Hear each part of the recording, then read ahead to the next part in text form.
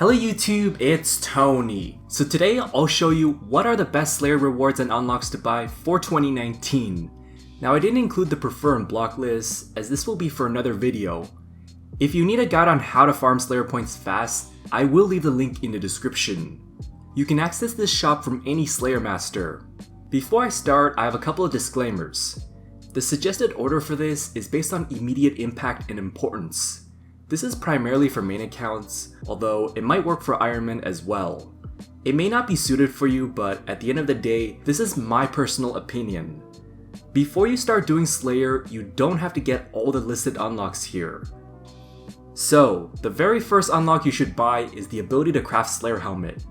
It will cost you 400 Slayer points, and it requires 55 crafting plus the smoking kills. You'll get plus 12% damage and accuracy boost, but only for melee on a Slayer task. You'll get other various helmet bonuses such as nose pegs, spiny helmet, and stuff like that. Adding focus sight and hex crest will make this hybrid, thus the boost works with all combat styles. Overall, Slayer helmet is just very important, okay? You're gonna wear this on almost every single task when you train Slayer. However, if you're on an Ironman account, I might suggest you save it for later because it is a little bit hard to get a black mask and other Slayer helmet items. The second upgrade we have is the full Slayer helmet upgrade number 1. This will cost you 100 Slayer points and it requires full Slayer helmet worn. It is bumped to 13% damage and accuracy on task, plus the helmet becomes tier 30. If you were to compare this upgrade to other Slayer helmet upgrades, this is very cheap. The next two Slayer helmet upgrades would have given you 14% damage and accuracy on task, but it costs you way more Slayer points. So the next thing we have is the ability to deliver killing blows quicker. It will cost you 400 Slayer points. You know how there are some Slayer creatures that require you to finish them off with a special item, and then you have to click finish when they reach 0 HP, right? Well, this automatically finishes them off at 0 HP. I find that this choice is a little bit polarizing, and here's why.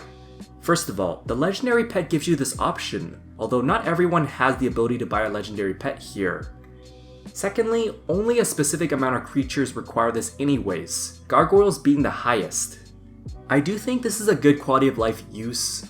To be honest, I don't know how often exactly you'll encounter these tasks at around 50 Slayer or something, but if you want to get this, then go ahead and do it. Otherwise, this upgrade is completely optional and you can just skip this. Coming at number 4, we have the ability to fletch broad arrows.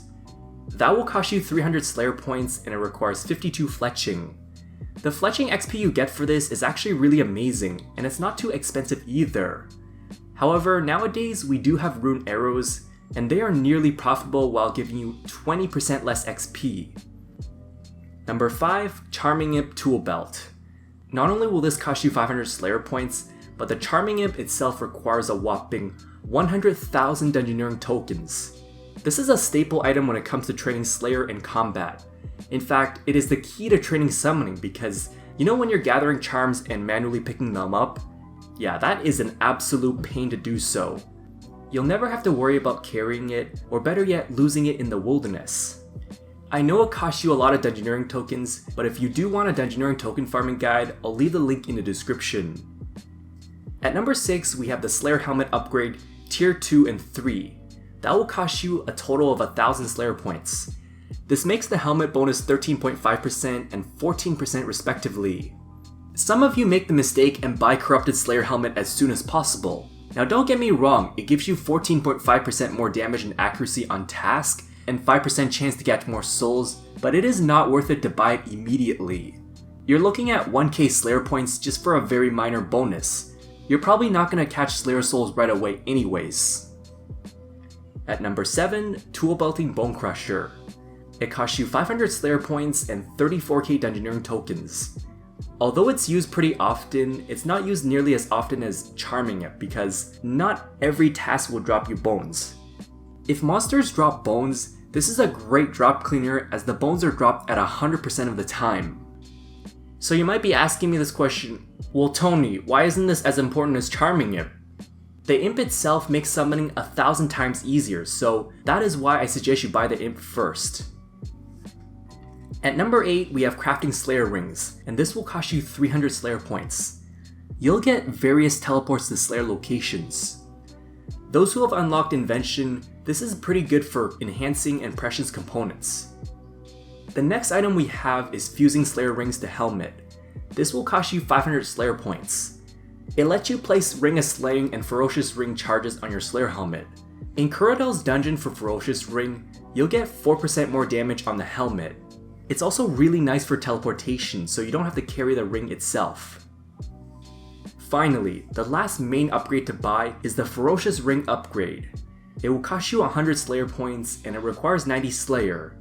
For the Ferocious Ring, it will not only teleport you to Morven Slayer Master, but will also give you 4% more damage in Rush of Blood. Rush of Blood is only available as a weekly Slayer D&D. If you don't have the teleports, that's completely fine, because we have the Attuned Crystal Teleport Seed or the Slayer Cape, and they will give you unlimited teleports. I've listed the first 10 items you should buy with your Slayer points, and so here is a breakdown of the points you spend. From 1 through 4, which are the most important unlocks, this will cost you 1200 Slayer points. Then for the Tool Belt and the last Slayer Helmet upgrades, this will cost you a total of 3200 points. If you were to buy all 10 of these items I've listed here, that will cost you 4100 Slayer points. So before I wrap this video up, there are a couple of things that you don't want to buy with Slayer points. First is Herbicide. Seriously, you don't need Herbicide at high levels. This is so obsolete as almost every single high level monster drops noted herbs. Then we have the Ice Strike Worm unlock. This is a complete waste of Slayer points. Instead of buying this for 2000 Slayer points, it's much easier to buy a Fire Cape instead. Quantity based items. Obviously for the soul capturing device, you have no choice but to buy them here, so you're gonna have to buy this anyways. Finally, toggling certain Slayer tasks. Believe it or not, these Slayer tasks aren't as good as you think. Don't get me wrong, some of these tasks are pretty good for camping, but I personally wouldn't do these tasks. This is a very common mistake that people buy this and end up not enjoying these tasks.